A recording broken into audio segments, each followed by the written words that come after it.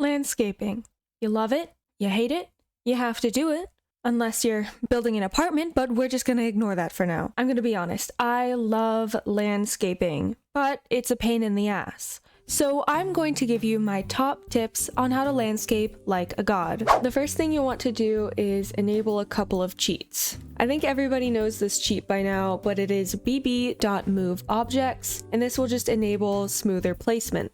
Next, you're going to enable two very important cheats. When we're landscaping, we start out with the basic menu here, and it does have quite a lot of plants in it, but there's actually an entire hidden menu with plants and other items that you see around the world that you usually can't access in just the regular catalog. So those cheats are bb.showHiddenObjects and bb.showLiveEditObjects.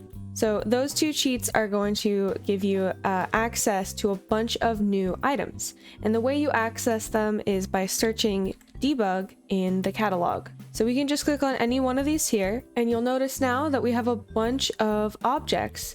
You can even filter by pack in this case, which can be really helpful. So you can see that we can just grab plants. It's also all entirely free, which can be helpful if you're on a budget. So here are just a few items that might be good for landscaping that are found only in debug. So make sure you have those cheats enabled. Now onto the meat and potatoes of this video. My very first tip is to look at your surrounding environment.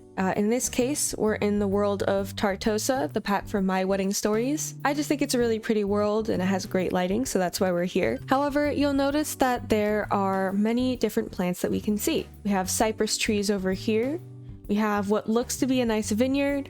We have some palm trees and a lot of really warm green tones, and then some coastal shrubs in this bay over here. So if I was landscaping a house in Tartosa, I may want to bring in some outside elements onto the lot. Maybe some of these trees from debug here, or I add a palm tree, or even just some really warm tones that we see in the foliage here.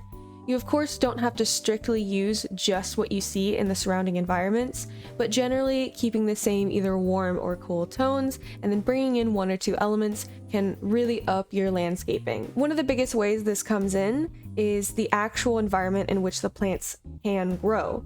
So in a nice Mediterranean climate like this, you have a free range of using pretty much almost any plants you want. But if you were in Mount Komorebi, for instance, you would probably want to use plants that can tolerate the cold and would be suited to lots and lots of snowfall. My next piece of advice is to use a palette. Now, this is piggybacking off of the last tip I gave, where you kind of choose what's around you from your environment. So when we incorporate that, I chose some of these nice warmer looking shrubs here. They may not be exactly what you see in the environment, but I think these shrubs kind of look like the cypress trees around here, just a lot smaller. So I decided to use those. So that's one part of my palette. I also chose this fern here and some of these really nice flowers from the Romantic Garden Pack set.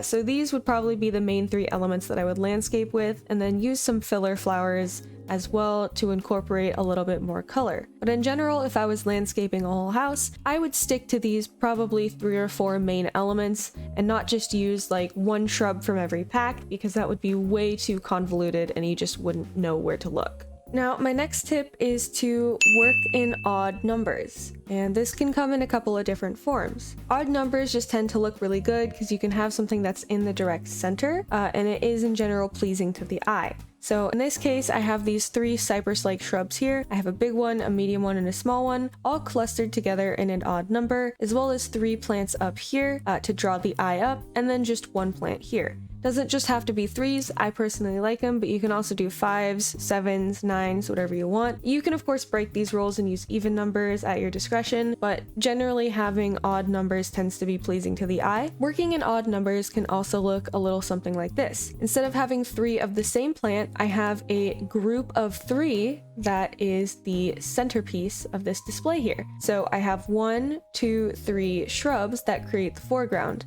and then the rest are kind of just background plants. This would be a way to bring in odd numbers because you have 2 of the same plants and 1 different, creating a nice odd number focal point. That leads us into the next tip here, which is to choose a focal point. So in this case here, I really like this planter and wanted this to be the center of attention, and so these shrubs are used to highlight it. But another thing you can do, especially when you have a really big landscaping project on your hands, is to choose an area of your yard or even an area of your house that you really want to stand out. In this case, I decided to make a little display. I wanted the focal point to be these debug stairs here with a nice planter on top of it, and then I wanted to use the rest of the plants to kind of draw your eye in. Having a focal point is really important so your eye knows where to look. If all the different spaces in your landscape are created equally, you won't have one place that necessarily draws the eye in, and it can look really convoluted. Sometimes this could be a feature of your house, like maybe a greenhouse or an interesting sculpture.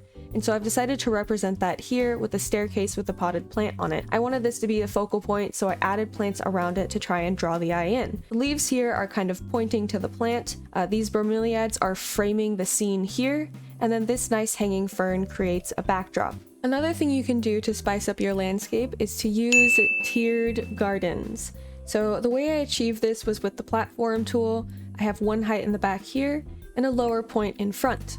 This is another way to draw the eye to one specific area. In this case, the leading lines are pointing to this window here with a nice flower box. And again, that verticality makes it a lot more dynamic. I even offset it and used some asymmetry, like this planter here, so it didn't look so uniform. But again, we have the taller shrubs in the back here, and then shorter shrubs in the front, creating a nice height variation and drawing your eye to the main feature, which would be the window in the middle here. Another thing that I personally really like to do, and I see a lot of really great landscapers use, is an abundance of rocks. When we talked about that debug catalog, one of the things in there are tons and tons of landscaping rocks that you don't normally have access to in the catalog. You can see how limited our selection is here.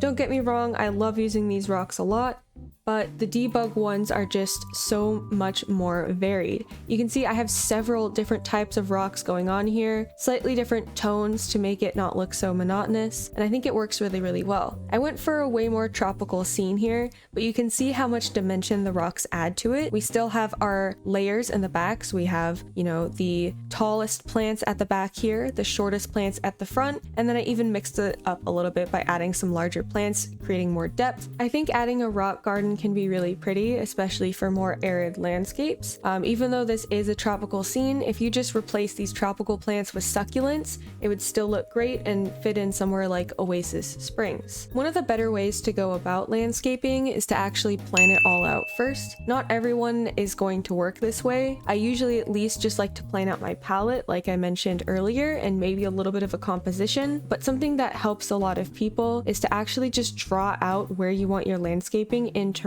Not just the area where you want a planter to be, but also where you maybe want specific plants. So I colored this lighter area here where I maybe wanted to have a larger plant, and then the darker area is where I could fill in some smaller plants here. And then this area, which is separate, maybe where I start a separate planter or have a second focal point here. It doesn't necessarily have to work out this way, and normally you'd be working on a larger scale, but it can be really helpful to plan out your landscaping in advance if you're working on an especially large project. And so just having these little indicators like lighter patches where you want the focal points to be can be really helpful for your memory. Terrain painting doesn't just have to be for planning though. It's actually a really great tool for adding more depth to your landscape in the finished product. You can see I have a dirt path here going through this nice forest scene. This would indicate where people would walk through, you know, where a lot of foot traffic is and the grass can't grow. I also did some dirt under the plants here. You can imagine the plants blocking out the light, so smaller plants like grass wouldn't necessarily be able to grow. Same thing with around the rocks and under the log. Again, no sunlight, which means very little plant growth. I used some rocks here as well to break up the plants. Really, I only used a few plants. It's just the 1, 2, 3, 4, and then if you count the tree, that would be